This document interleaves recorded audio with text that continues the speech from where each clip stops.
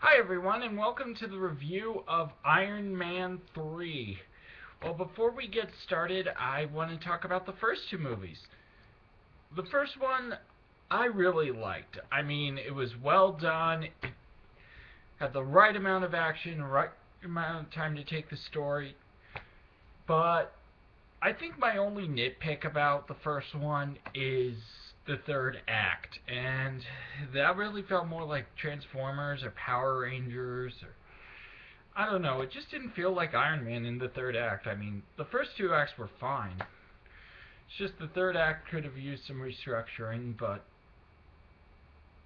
hey, who am I to complain? Overall, it's really good and it's just pumped you up. And you got that scene at the end with Samuel L. Jackson setting you up for the next movie, which I didn't care for.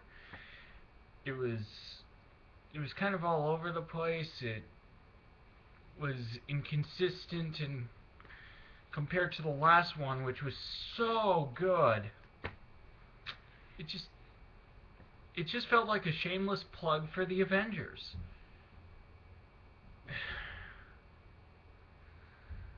But as far as Iron Man 3 goes, I actually found myself having a good time with this film. I really liked how basically the whole thing is resolved.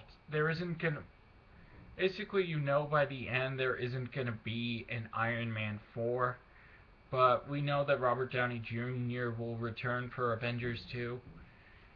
But overall, the movie does manage to tie everything together. You do get to see Gwyneth Paltrow in one of the Iron Man suits for a minute, but it's up for debate for me who's the better Jim Rhodes, either Terrence Howard or Don Cheadle. Obviously, they're two very different performances, and it's even though it's the same character, but both of them handled it very differently. And I really think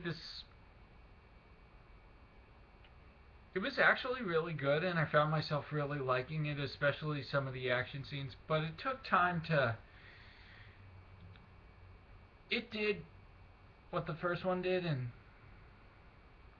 really sort of worked it better. Then again, the first one is actually kind of special to me because I went to see it after I was in the hospital, and I went to see it with my uncle. But I don't want to talk about that. Not on here, anyways. I digress. Anyway, so the third one had the right amount of action and really felt like it was a pretty coherent end to the Iron Man films. And even though I wasn't crazy about the second one, it did set its way for Iron Man 3, and overall, it was very satisfying. I had a lot of fun watching it, and I could watch it again. I mean, this is a movie that, you know, it's not designed to make you think like Christopher Nolan does, but overall, I would say check it out. I mean, this is a good sequel. It is. Does it have its problems? Oh, yeah. But do I like it? Absolutely. I mean, it's better than a guy wanting his bird for most of the movie, and we certainly have a great story. We have everybody just seems their part, and well, I really don't know what to tell you. You just have to see this one for yourself. I mean, Guy Pearce is in the movie, and he plays a great bad guy. So is Ben Kingsley is like it's really sort of